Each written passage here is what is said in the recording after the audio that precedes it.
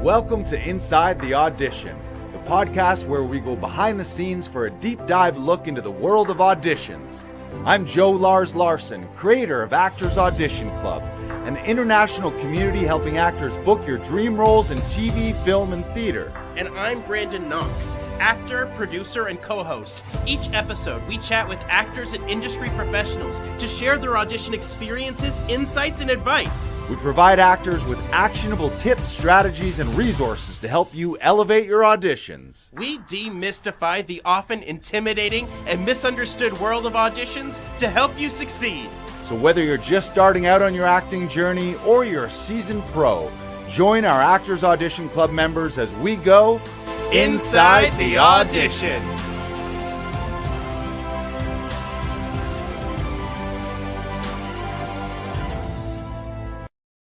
Oh, yeah. Episode 155. I got to tell you, Brandon, I'm pumped. No, I'm friggin' pumped, to be exact. All right. Yes. What are you friggin' pumped about, Lars?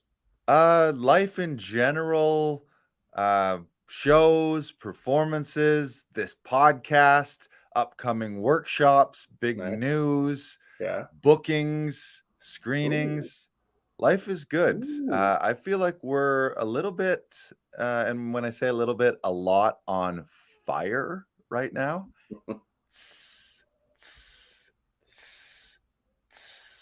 We are. Welcome, everyone. Those of you watching live on Facebook and YouTube, smash the share button. Share it out with your actor friends. We got a great episode today. We're going to make a big announcement at the end of the episode, so stick around. We're also going to talk about how to find your best monologue material so that you can put your best foot forward and showcase your best performances to agents, casting directors, and producers. And we want to just kick this off by talking about some good stuff that's happening. Shout out to Brandon Knox. The both of us had a delightful matinee dinner theater show yesterday. That was a blast. We did. It was a very fun show. I haven't done that particular show in a while, and it was nice to get back into it and have some laughs with everybody in the room. Yeah. Spoiler alert, and shout out to Toronto Murder Mystery and Peter Dillon. We had Peter on a previous episode from Big Time Entertainment and Big Time Murder. Mm-hmm. And it was a great show. Brandon and I, spoiler alert, we play a cop duo, kind of a buddy comedy.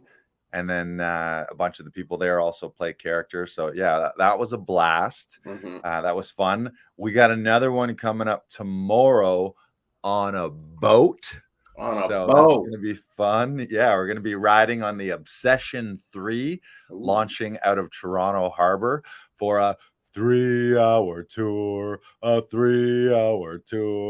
Hopefully we don't get marooned on Toronto Island, but if we did, I'd be okay with that because I love it over there. So it's very nice over there. I went over there recently. Oh my God, it's beautiful.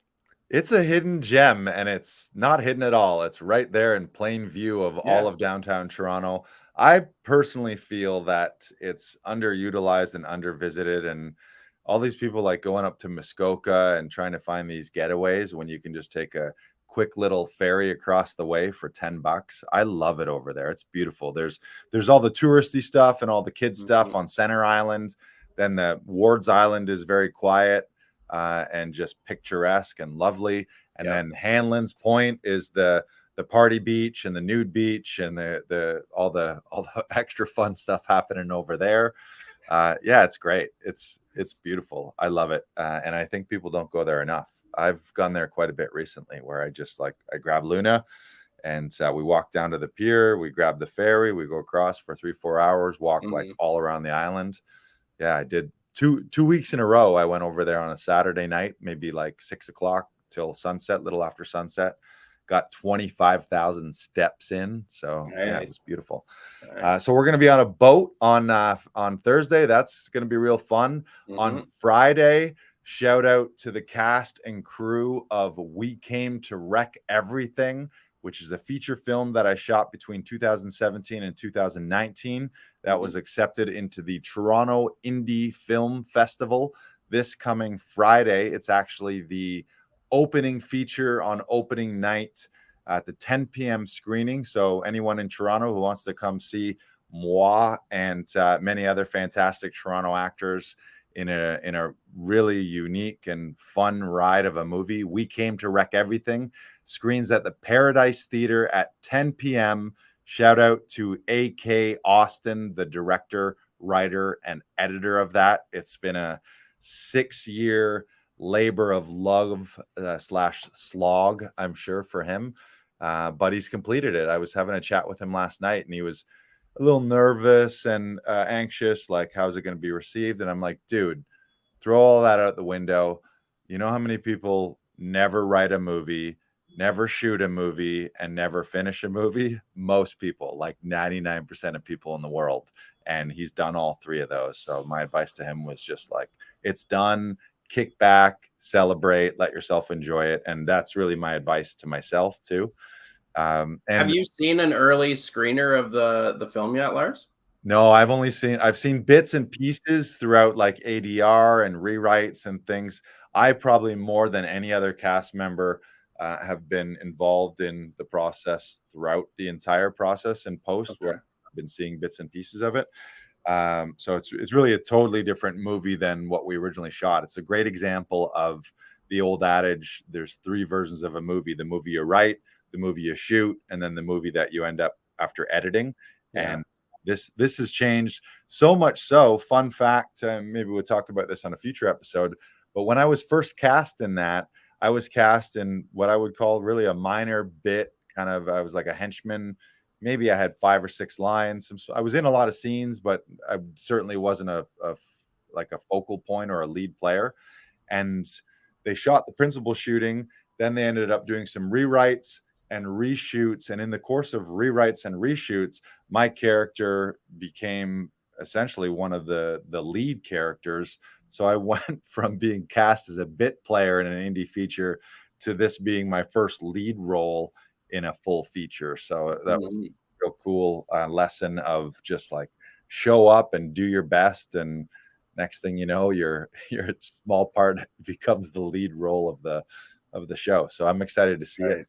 I've got a ton of voiceover. I'm kind of the narrator of the movie as well too. So yeah. How far in between like the original shoot of this and like the reshoots?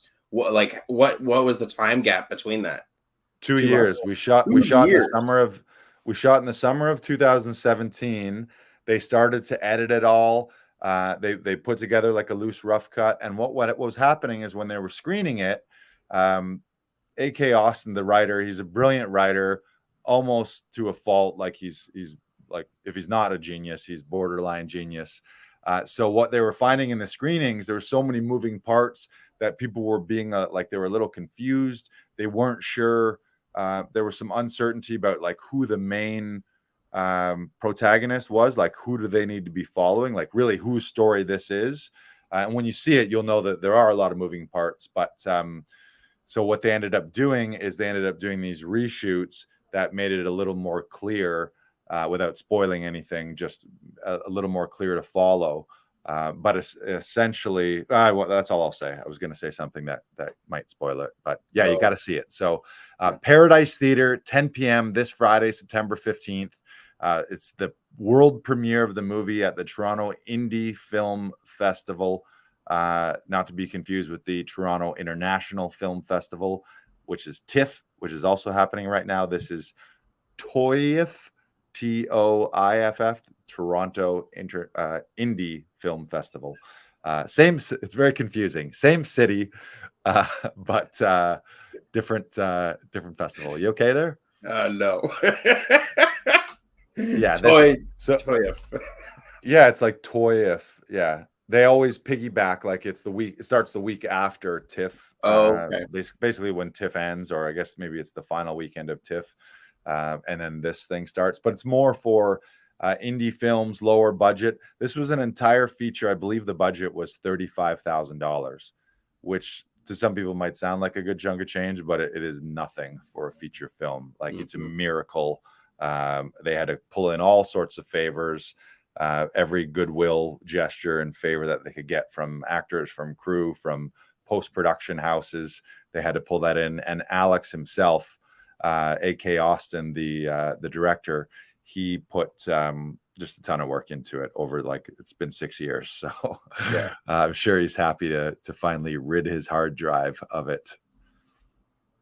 Yeah, so check that out.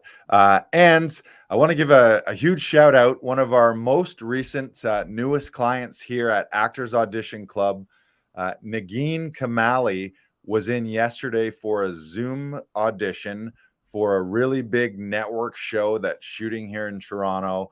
And a few hours after her Zoom audition, she sent me a message. She said, boom, booked it. So shout out to Nagin. Yeah. Yeah. Go Nagin. Yes. And shout out to her. She took the time. She knew that she had a Zoom audition. She, I guess, maybe didn't have the right space at home. So she booked a session with us. She booked the studio. And in those sessions, what we're able to do is she booked an hour-long session. We have the whole Zoom setup here ready to rock when she comes in. I'm able to rehearse with her. We figure out eye lines, figure out her choices, made sure that we had a couple strong choices for different reads locked and loaded, so that if and when she got a second take, she had an alternate way to play it.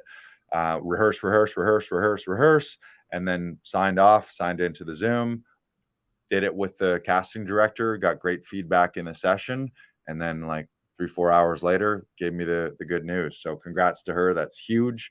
And it shows off that preparing and rehearsing, especially preparing and practicing like you play, is a winning strategy, because she was quite nervous about the Zoom and the tech and how it all worked and how the session was going to go for her. But by the time we had set it all up and practiced it, she was comfortable in the space. She was relaxed. We'd run it a bunch of times.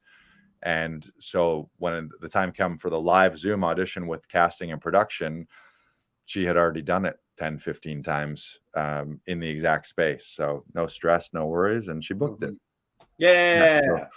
So congrats, Nagin. I think maybe she's at home sleeping right now. Apparently she's not getting any sleep from TIFF. She works, or she's on set. She's actually probably on set because she also works crew on several productions as well. And nice. I believe she's an executive assistant for some producers and showrunners. So she's very, very busy on both sides of the camera. So shout out to Nagin. We're happy to have you, and so thrilled that you booked your first audition through us with Actors Audition Club. Not her first audition, period, but her first audition with us. Yeah. Now, again, if you guys are watching this at home, share this out and share this with your other actors, because right now it's a challenging time, and there's labor disputes in the States, writer strikes, actor strikes in Canada. There's the commercial lockouts. And it's just one of those times where the story and the narrative is, oh, everything sucks right now and everything's tough. And that is a reality. There are strikes and there are work stoppages and things happening.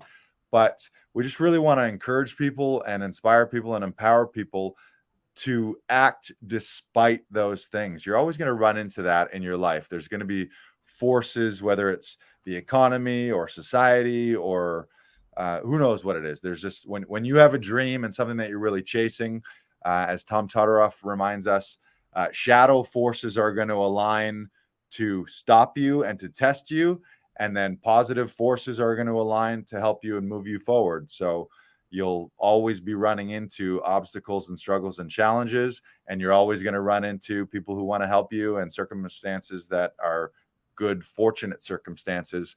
So I think it's a matter of, rather than focus on what you can't control, because I don't think any one of us individually can control whether or not SAG-AFTRA is on strike or not. Like as an individual, obviously the point of striking is to collectively join together and band together through brotherhood and sisterhood. But I don't really control that. I don't control whether all these mega corporations who are now locking out union actors and working with non-union talent, I don't really control over that. But we want to focus on what we can control. So that's what we want to talk about today. Brandon, what can you control? You're an actor who your agent and your actor friends are saying, oh, everything's slow right now, everything's shut down. Maybe I'm going to quit being an actor. This is too hard. What do you do in the meantime? A Tom quote really reminds me of this, and it's you as an actor control your own artgasm and insist that there are multiple. The things that, right? I love that. I love that. Right. Yeah. It's one of my Your own favorite artgasm. quotes. Yeah, you're in charge. And not just acting, in your entire life. Doesn't matter what's happening. It's not what happens to you, it's how you respond to it. Things that I do every day to make sure and that I am in tip-top shape and in ready to go for any audition or self-tape or what have you that comes my way. It's been probably about a month and a half since I had an audition, and I still work on monologues every single day. I still work on vocal training and vocal warm-ups every single day. I stretch, make sure that my body is limber. I'm getting up there now.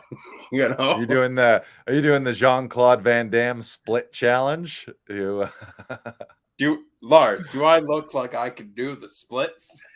I think anybody can do it if you practice enough. You just got to stretch it out a little bit every day. You're not wrong about that. And if I really put my mind to it, maybe. Right. Just start slowly. Yeah. Yeah. Just never mind. But like vocal training and monologues are the things that I've been working on a lot recently. I actually do have about 6 that I cycle through. That's every amazing. Single day. Yeah, and in addition to that, you've still, even though you talk about it's been a little while for your TV and film auditions, but you've been actively cast and working in theater shows and dinner theater shows.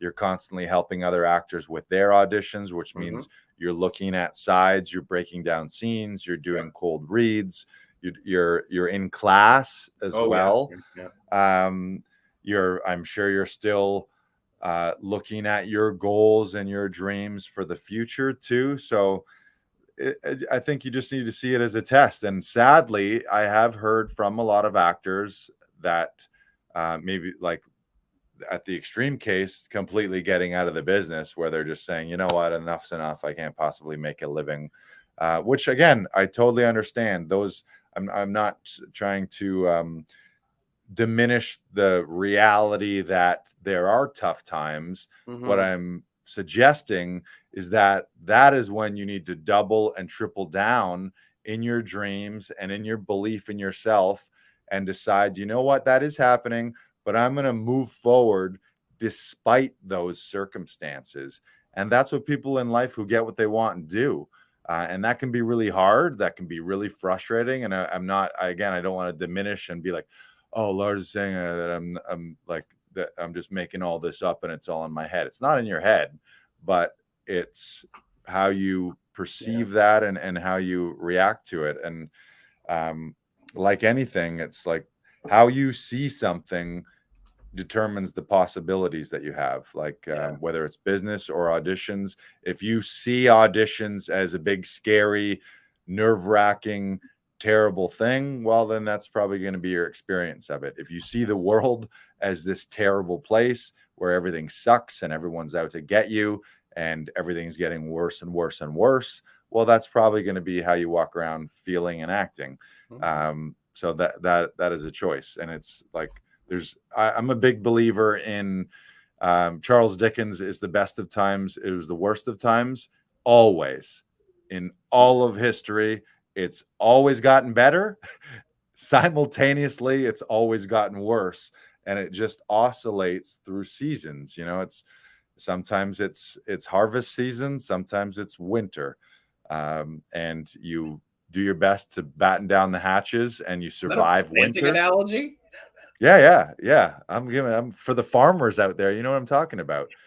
And sometimes you have bad seasons, and like you could plant all your harvest and you do everything perfectly in the spring, and then there's drought or there's a plague of locusts out of your control.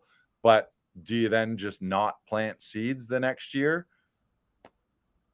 I guarantee if you don't plant anything, you're not going to get any harvest. So it's just riding out these seasons, knowing that there will be ups and downs, but knowing that the seeds of your dreams that have been planted in your head by whatever universal forces do that kind of thing, those are your dreams.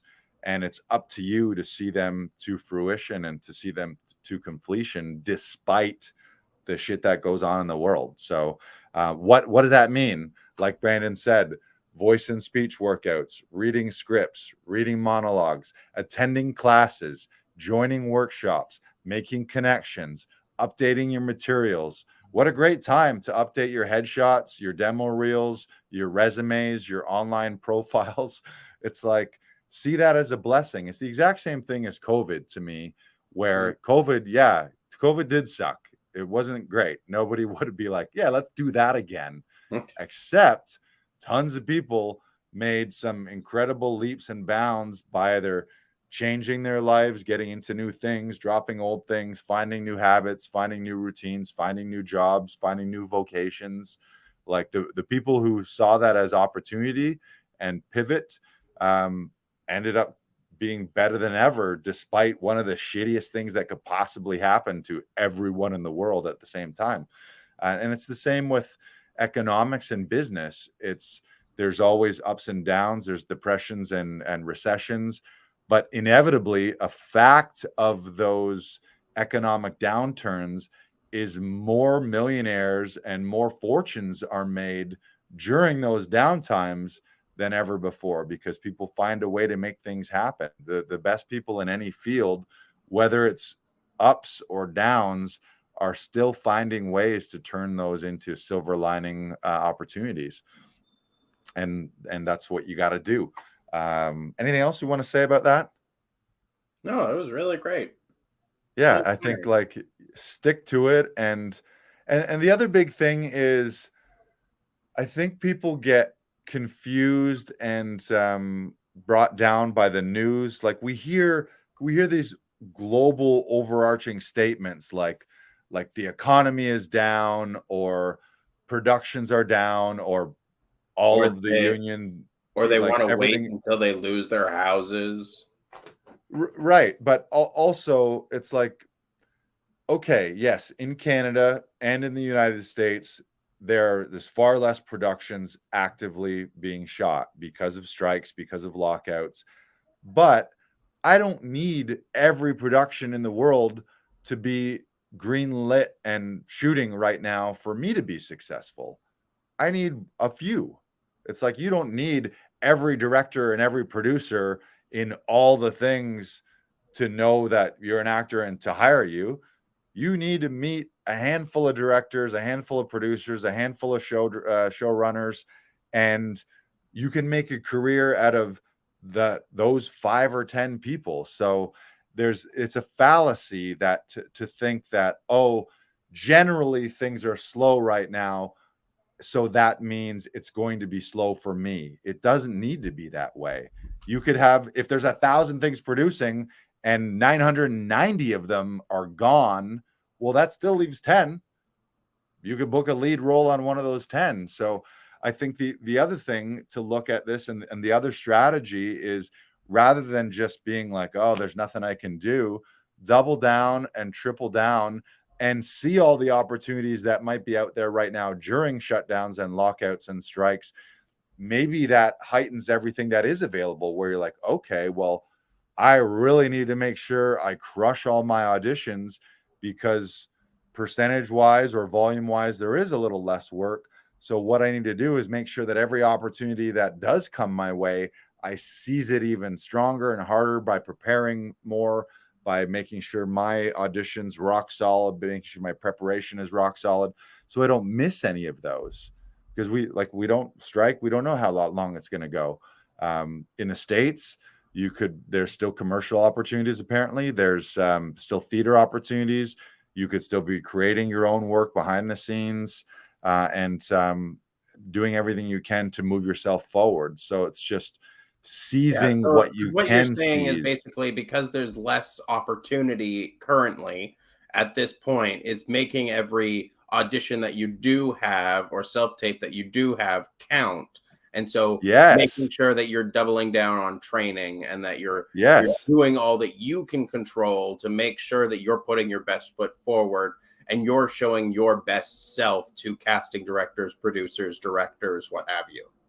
Right? Right. Yeah. Right. Yeah. If there's more games or less games being played right now, I want to make sure that I'm a leading player in those games as much as possible, even though overall the volume might be lower right now. Yeah, it's just Mhm. seizing those opportunities. And really what it does is it increases the competition level. It's like, yeah, now Mhm. there is far more actors fighting for a lot less positions because a lot less is shooting right now. Yeah. But that's kind of always the case. It's like it's always only ever the one actor out of 500 who submits for the role who gets it. So we've chosen. Remember this. You chose this too. I don't think anyone twisted your arm and was like, "You're going to be an actor. Fuck Yeah. med school and I law feel like what a school. lot of You're going people to be an do is they end actor." up downplaying how much work it's actually going to be because as Tom brings up as well, like you've done school productions, you've done community theater productions, but like really for all of those for both of those things, you're paying to be there. Like they're getting money from you so that you can do this. Right. And someone is actively paying you to use your skill that you have trained to do it at different teachers at different times at over years of training to do the skill that you can do. You know, as I think we've brought this up before, but you don't hire a plumber or a dentist that's just like has never done the job before. Right. They Right. take years Yeah, to yeah. train these people so that they Yeah, can yeah. do the job effectively. Yeah, no, they're not like, "Oh, yeah, I watched this show on plumbing on TV, and it seems Mhm. really cool. I'd like to get into that." Yeah, Well, or yeah. you don't hire a plumber that's like, "Oh, yeah, my Aunt Lucy, I paid her $50 to change her toilet." Right. It's Right. like, So, "Wait, yeah, so you paid her to do this?" what you're saying is there's a craft and there's technique and Yeah. training that needs to go into it. And again, it's funny to me even saying this right now because there's a past version of myself that wasn't aware of any of that stuff, Oh, and I was same. just had a big chip on my shoulder. Oh, I've got charisma, I've got personality, I've been on stage doing stand up and sketch comedy, but for TV and film and theater acting, like the technique and the craft of acting, I didn't have any respect for that. Not because I was exposed to it and rejected it. I just hadn't been exposed to that level of training. And then through training with Tom and conservatory, it's like now I get it. I see what people are actually learning, and you end up in the beginning you don't know what you don't know, and then you have your eyes opened and you're like, oh shit, now I know what I don't know, and then eventually you know what you know. Yeah, We lost exactly. Brandon. He's blurry. Uh, Blurry Brandon. There you go. Not quite. one second. So anything else where we want to pivot on that note? Um, no, I think we can move on. Let's move on to our second topic today. Yes. So second topic we want to talk about is how to find in this time you want to be working on material. So we want to talk about how to find strong monologues. Scenes are great if you have a scene partner, but the great thing about monologues is they're like scales for musicians because you can work on them solo, you can work on them on your own time, you don't need a rehearsal buddy, and you can make a lot of headway and progress just working on a handful of monologues. Brandon mentioned he's got 6 in the bag right now that he's rotating through. Yeah. So we wanted to talk a little bit about. There he is. He's back. Let's bring him back. Come Yeah, on no, in. sorry. I'm here. You can still hear me. He's here. Yeah, but we want to see you too. So we want to talk about how to find monologue audition material.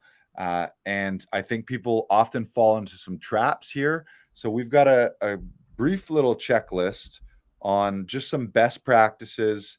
And this is stuff that we've been taught over the years. Mhm. So we've got a quick little list of 5 things. So number one, keep it short, 60 seconds, maybe 90 seconds max. Yeah. Nobody wants to see you ranting and raving for 6-7 minutes. We live in an Instagram, TikTok world. People have short attention spans. You're far better to showcase something real strong that finishes in 60 seconds, a minute 15, maybe 90 seconds max. Much like demo reels, you're far better to just bingo, bango, bongo, in and out, wow them, and then leave them wanting more rather than someone being like, okay, I get it. Oh man, is he still going? That's no good. All you need is 60 to 90 seconds. Keep it short and lean towards the 90 seconds. Leave them wanting more. And that's enough to get, like, you can do great work in 60 seconds. Yeah. And the problem with longer ones, people doing 4, 5, 6, 7 minutes, they spend all the time memorizing lines and they don't think about intention or actually how to perform or how to tell the story. And then so it's just this 6, 7 minute thing of regurgitating memorized lines that doesn't mean anything. You watch it and you're like, I don't know what the fuck this guy's talking about. He's memorized 6 minutes of text, but has no idea beat by beat or thought by thought what is actually going on or how to convey that to an audience. So if you're showing that in a showcase to an agent or a casting director, it's like they're just going to be lost and they're going to be rolling their eyes or wishing, or worst case you get like, okay, that's great, do you have anything else, like in minute 4 of a 6-minute thing. And you don't want them shutting off your tape or shutting Yeah. off your demo reel. You want them saying, oh wow, that was amazing, can I see that again? Do you have another one that's something like that? So first note, 60 to 90 seconds, keep it short. Nobody wants to have to blow their brains out watching you do a 6-minute monologue. Yeah. Note I number think 2. number two Oh, is beginnings, middle. This will sort of tie in. Beginning, middle, and end that makes sense and stands alone. Um, I was just thinking this while we were talking about the 60 to 90 seconds. You should almost do a scroll test. If you're listening to your own monologue and going, I would scroll away from this if I was yeah. watching Instagram or something. Right, right. Then do it again. Yeah. Well, yeah, well, you also might see, you see a progress bar, you see how long it is. You're like, Yeah, shit, I'm not gonna watch a 7-minute video here. But if it's yeah. like 59 seconds, 70 seconds, it's like, okay, I'll buckle up for that and see this through. But to do But yeah, that, you have to have a strong beginning. You have to have a strong opening because that's how we introduce ourselves. That's and really all 5 of these of this list really sort of tie into each other. And like I feel like that's always the beauty of acting and auditioning is all the things that like that contradict each other really go into helping each other work. And like that's right. so beautiful. Yeah, it's like an engine. It's like an engine or a computer. It's like Mhm. it's got all these components and parts, but when you put them all together, they're all clicking and they're all working. And I think it also comes down to storytelling. So, yeah, it's got a beginning, a middle, an end. So it's got an arc. You start somewhere, you Yeah, end somewhere. That's different. different. And standing alone from the entire piece, meaning someone can watch that 60 to 90-second monologue that you're performing and know what the fuck you're talking about without seeing the whole movie or reading the whole play. And there's a trap sometimes of just assuming your audience is going to know it. Mhm. And especially if you take it from a play, if you take it from act 3 and you're referencing, oh, there's my uncle and her name and his name and Doug and Yeah. this lady and that lady and your neighbor, it's like, I don't know who any of those people are. I don't know what you're talking about. Or if you're referencing things that happened in the past, it's like, I don't know what any of that means. Yeah. So I've actually found that with a monologue that I've been working on for the last little while. And it's one of my six. And I've been doing it recently and thinking about it like, is this as clear as it could be? Or do I need to find another piece? It's active, it's talking about something, but sometimes it's not as clear. It's clear for me right, because I've been doing the monologue for probably about 12 years. But right, it but is it going to be clear for someone that has never heard of this piece, that has never seen it before, that is just being introduced to me right now? And does right. this speak to the best of my ability as it currently is? And I've been toying around with this idea for the last week or so. And so I sort of need to make a decision fairly quickly. Yeah, and you can cycle these out. Like maybe you work on one and you realize, okay, now I've got other ones that are better that can knock it out. Like you've got Mhm. your starting lineup that you can continually up level, improve, and swap things out. Yeah. So that was number one, 60 to 90 seconds max. Number two, it's got a beginning, middle, and end that stands alone outside the piece. So Yeah. people will be able to get the sense of what is happening without you having to, oh, that's his uncle, and earlier in the play he killed this guy and he's trying to get money from it. Like you don't have time to explain all that stuff. No. So number three is that the monologue contains something that you're fighting for in present tense. So you're actively fighting for something. There's a want, so that you Yeah. could answer. If someone was like, what do you want in this scene, you would have a strong answer, versus the trap of what might be called the memory piece, where you're describing something that happened in the past.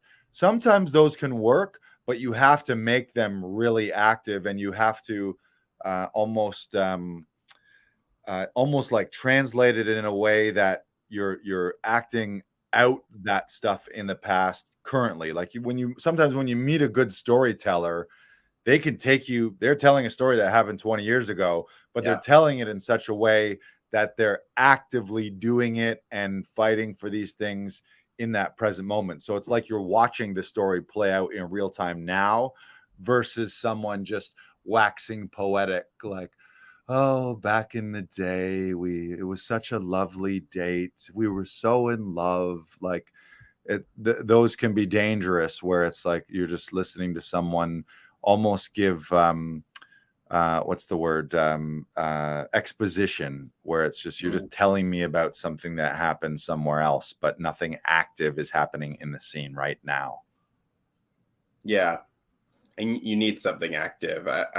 One of the first acting lessons I remember learning was when I pre-auditioned for the University of Windsor, which is the conservatory program that I did end up going to. I I met the remember this director. story. This is a great story. Yeah. This is a fun story.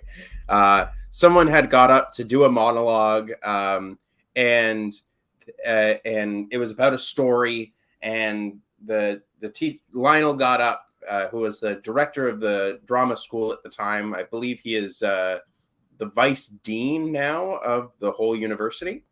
Um, but he got up and was like, "Hey, so like great start, but you really want to pick a monologue that you have something that you're fighting for right now, because that'll just be more engaging for the audience."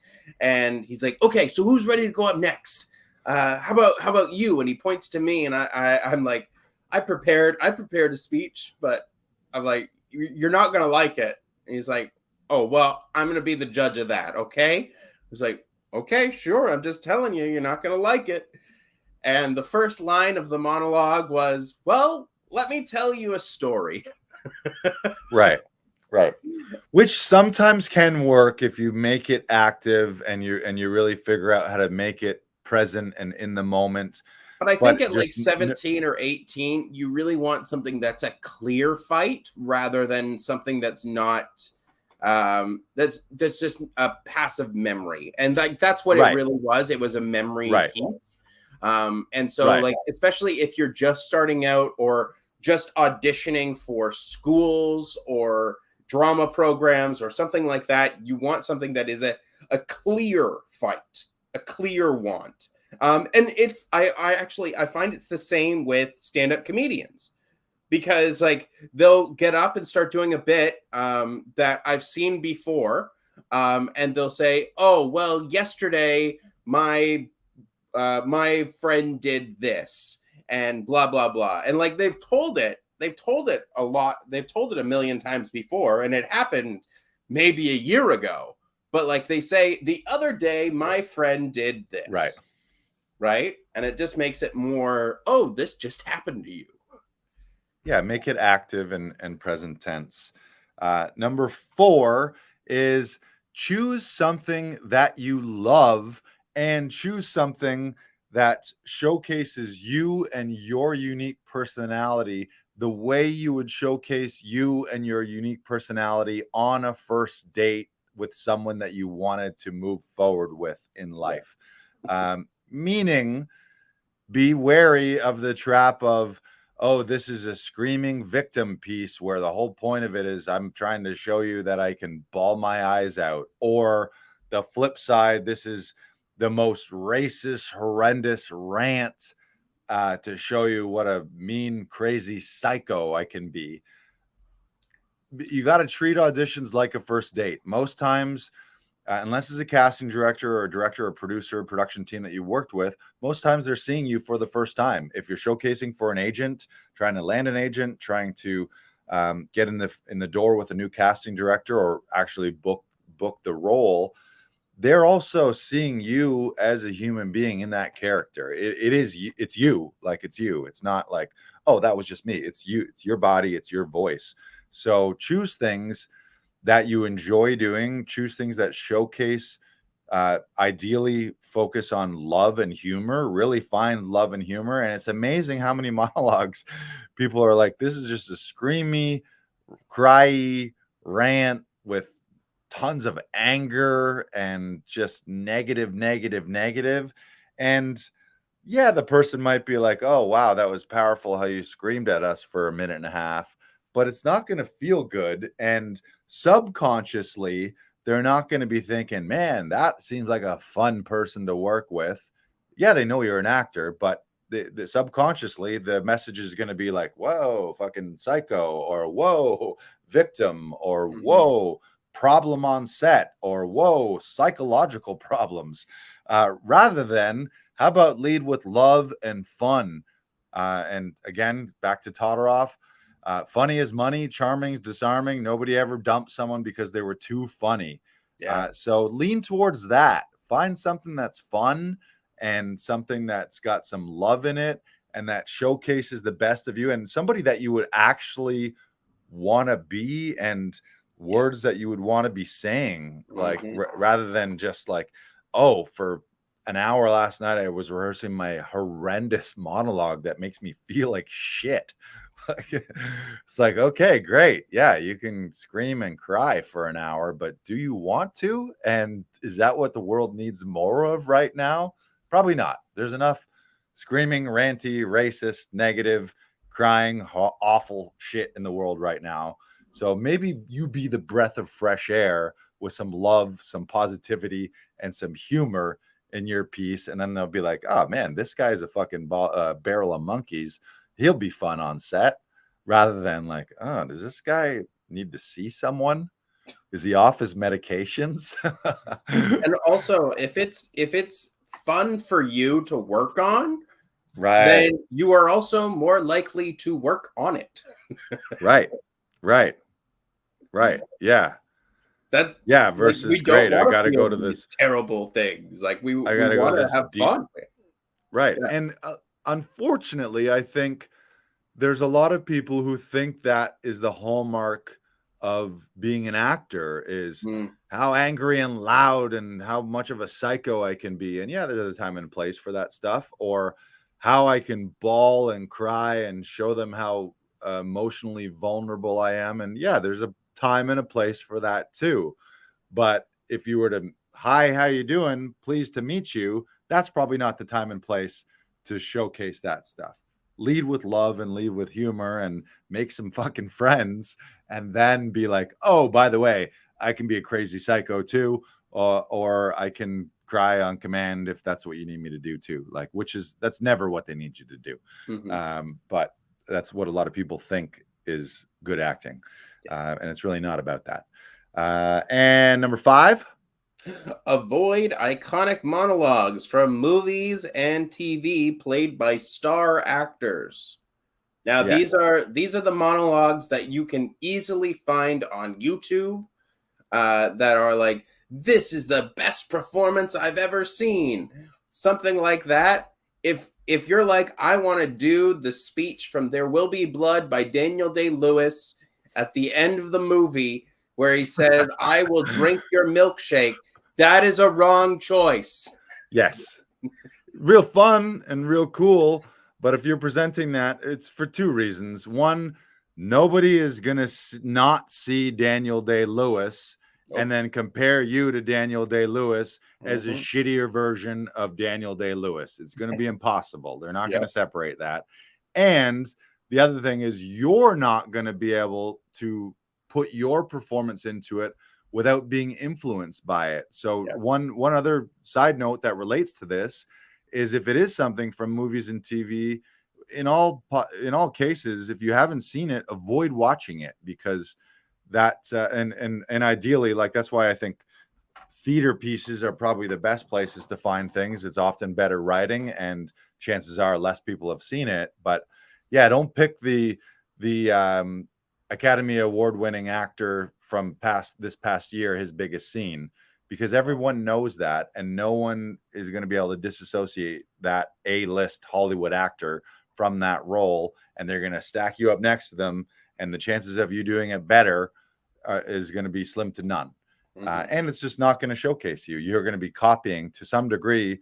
You're going to be copying and influence, and beat by beat. Oh, this is where he raised his eyebrow, and this is where he got real loud, and this is where he got real quiet. You're going to copy all that, and it's not the point. So find more obscure things, maybe some older things. You can find contemporary stuff, but just don't pick the biggest movie in the social zeitgeist that everybody's talking about. And like, Daniel Day-Lewis, Meryl Streep, Heath Ledger, all of these people, like Robin Williams. All of these people are greats in their own right, but like you don't want to be regurgitating what they are, because you're just an imitation of what they are. Right. You don't want people immediately after your first line going, oh, I know what this is from. This is Daniel Day-Lewis's speech from There Will Be Blood. You want them to go, wow, that was incredible. What's that from? And then you tell them what it was from, and they're like, oh, wow, really cool. That was great. Never seen that before. So we just got a comment from a Facebook user saying, that's the trap I'm in now. Love it. Great that you're here then. We're here to help you find out how to find different monologues. Facebook user, tell us who you are. There's somewhere on the button, there's a permission to give StreamYard permission to see your face. We can't see your face if you haven't given StreamYard permission. But let us know who you are, and let us know which trap you mean and why. You're talking about using an A-list star's monologue. And if that's the case, you just need to dig deeper. So while we're waiting for that question, we're going to share some monologue resources. And I want to preface this with saying, like, man, Google is your best friend. There's really no excuse. All of the world's information is at your fingertips, so you can find it, versus back in the day, pre-internet, you had to go to a library or like a theater bookstore or a theater library and comb through all this stuff to find it. Now you can find it at your fingertips. Literally Google audition monologues, audition scenes, and there'll be a ton of resources. We're going to spoon feed some to you right now. So Brandon's going to share some resources that we've found. But really what it is, it's taking the time to read a lot of material and read it and reread it, and you'll find things. You'll find things that you love. You'll find things for the maybe pile. But really only find things that are like A+ winners. Find things that fit all those categories we talked about. So 60 to 90 seconds. You're fighting for something in the present moment, filled with love and humor, I'm losing my my checklist. We just did it. Showcases you and your unique personality, like it's a first date that has love and humor, and avoid iconic monologues from movies and TVs played by star actors. Right. So let me reiterate that one more time, especially so that we got a great clip for the internet. When you're looking for a monologue, these are some of the best practices. Keep it 60 to 90 seconds, short and sweet. Leave them wanting more. Nobody wants to see 5 minutes of you screaming and ranting. Two, make sure it's got a beginning, middle, and end and stands alone from the entire piece so that when you do it, people understand what is happening without having to see the movie or read the whole play. Three, it contains something that you're fighting for in this present moment. So be wary of memory pieces where you're just describing something that happened passively way back in the past. Four, showcases you and your unique personality like a first date. So lean towards love, humor, and positivity. And five, avoid iconic things from movies and TV that have been done by stars. That's the 5 best practices list. So we're going to link up some of these. Did we throw the links in there? I will be throwing them in the chat right now. Yeah, throw them in. Oh, it's Marco. Yeah, great. Yeah, Marco. He was. I forget. He was actually like. It could be a fun exercise, but Marco was recording himself, and in his head, what he was doing is doing it exactly like the original actor was doing. So it was like, how closely can I mimic this? Which okay, there's some value in mimicry and impressions, but that's not what's going to land you a role. Is how great your Daniel Day-Lewis impression was, unless it was specifically the role of Daniel Day-Lewis impersonator, then have at it. But yeah, okay, yeah. So Marco's saying there was also a scene from It's Always Sunny in Philadelphia, which I fucking love. And I love everything in there. You might be able to find something obscure. Like, I think Always Sunny in Philadelphia is very popular, but I don't think it's as popular as the Academy Award winning best movie. It's a little niche, but this is a very popular show that's been around for a long, long time. So I would be wary of that too. But yeah, shout out to Always Sunny in Philadelphia. I love that show. So that's fun exercise. But if the purpose is you want to showcase your acting abilities to a new agent, to a new casting director, to a production team to win a role, then I would steer clear of that stuff. So Brandon is putting some of these links in the comments. For those of you who are listening later in time and aren't with us live right now, we'll link those up in the show notes as well. But spend the time finding things, and it's reading, and you'll find a lot of things that don't work. You'll find one and be like, no, where's the love? Where's the humor? No, there's not really a beginning, not really a middle, not really an end. The other pro tip is edit it. Nobody is like, when you're actually putting up a theater piece, I mean, most times legally, the playwright doesn't allow you to edit their words. But if you're just doing an audition, a monologue for an audition for theater, TV, film, there's no monologue police out there, as far as I know. So feel free to edit stuff. I've edited things where I'm like, you know what, it doesn't make sense. I can cut that line because it's referring to something that's already happened, and nobody's going to make sense of it. Or sometimes you realize I've gone on a little long. The sweet spot to end would have been right there. The other pro tip that you can do is you can sometimes find a great scene and just edit out the other characters' lines and stack your lines together, and boom, all of a sudden you crafted this magical monologue, which, by the way, no one is ever going to do. No one's ever going to be like, oh yeah, I saw that monologue, which is a truncated scene where you cut out the other characters' lines. I've seen this. It's great. Like, you're almost guaranteeing you're going to show something fresh and new that they've never seen before. And they might be like, that's familiar. What's that from? And you're like, oh, okay. Yeah. And you take your one side of it and tweak it and edit it, cut out the other character, and boom, you got a monologue. I've found stuff doing that. That was a great, I don't know who told us that, but that was a great tip. Yeah, that's how I found my monologue from Proof. I worked on Right. a monologue for my the New York intensive.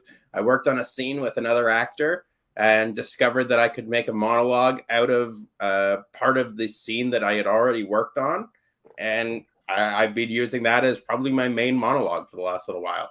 I used that to Right. get a callback for a musical not that long ago. Because ultimately, what is a monologue? It's you saying words and moving your body to tell a story. Hmm. So whether it came from a list of monologues or was words that you found and edited together. Some people who are great writers too. I know some. If you're not a great writer, I would avoid writing your own, because you might not have the sensibility to write something that's very strong. Um, which again is why theater pieces are often the best, because usually the writing is the strongest in theater pieces. Um, but if you are a writer, have at putting together your own, or maybe you have a few that you're working on that are written by professional screenwriters and playwrights. But then maybe you have one of your monologues is a piece that you self wrote. But again, be wary of that, because sometimes, especially if it's if it's a first audition, first interview, sometimes there's a little bit of an eye roll from people. It'd be like, oh, and what were you performing? Oh, I wrote this myself. It's got to be fucking good. It's got to be real good. Otherwise, it's like, yeah, we could tell you wrote this yourself. It wasn't great. Yeah. So Okay. should we get So into let's get into the announcement. yes. So here's the huge announcements that we got. Um, in the spirit of working on things while things are a little slow, and working on yourself and your audition technique and working on monologues, we are announcing today that Actors Audition Club is going to be running a free Audition Hero self-tape challenge. And you can get registered for that right now. The link is live. Go to laughingvikings.com/challenge. This is a free challenge, and I'll tell you exactly what we are going to be doing. I'm going to type in the I'm going to type it in myself. All you got to do is enter your email to get registered. And the challenge, what are we going to do? We're going to help you shoot stronger self tapes and book more roles. So if you're one of those people who's stuck in the self tape spiral of stress, we want to make sure that you don't let any more audition opportunities slip past you. So the free challenge is going to get your self tape auditions back on track, so you can finally shoot your best performances, get more callbacks, and ultimately book more roles, and not any roles, book the roles that you've always dreamed about. So there's going to be 5 separate trainings. Training number 1, we're going to show you how to master your audition preparation and your rehearsal process. And we're going to give you strategies that are going to help you create compelling performances that stand out in less time, so that you can hit those tight deadlines without sacrificing the quality of your work. Training number 2, we're going to show you how to boost your home studio production value. And in that training, you're going to discover some of the most important steps that you need to improve your home studio, so that your self-tape quality represents you as a professional and separates you from other amateur actors. Training number 3, we're going to help show you how to find more love, conflict, and humor in your performances. 3 things that can help you stand out. So we're going to show you some of the fastest ways that you can make your auditions stand out and be more compelling to agents, casting directors, and producers, without you ever having to worry about what do they want. Training number 4, we're going to show you how to improve your storytelling using vocal variation and viewpoints. And we're going to show you some of the simplest ways that you can elevate your storytelling abilities using your voice, using movement, using framing, so that casting directors literally can't wait to bring you back for those big audition opportunities, because you make them look good. Training number 5 is going to be putting all those puzzle pieces together and putting the puzzle pieces of your performance together. And in day 5, what we're going to do is we're going to bring it together by showing you the key elements that you need to find more auditions, to elevate your performance, and ultimately book more roles, so that you can build a sustainable career as an audition hero. So how do you get registered? go to laughingvikings.com/challenge right now. All you got to do is drop the best email, and then we'll send you a welcome email with some preparation steps, and we'll let you know all the details of when those trainings will be happening. But I'm fucking pumped to do this. Are you excited to do this training, Brandon? Yes. I'm excited for this one. It's going to be a great week of training. Ultimately, it's 5 trainings. There's going to be live components and there's going to be replays. So it doesn't really matter the details of when it's happening and dates and times. You'll get all that stuff, but don't even worry about your schedule, because whether you can join us live or just get the emails of the training replays emailed to you, you can work it and catch up on your own time. So it's super flexible. It's going to be real fun. I'm going to be there. Brandon's going to be there.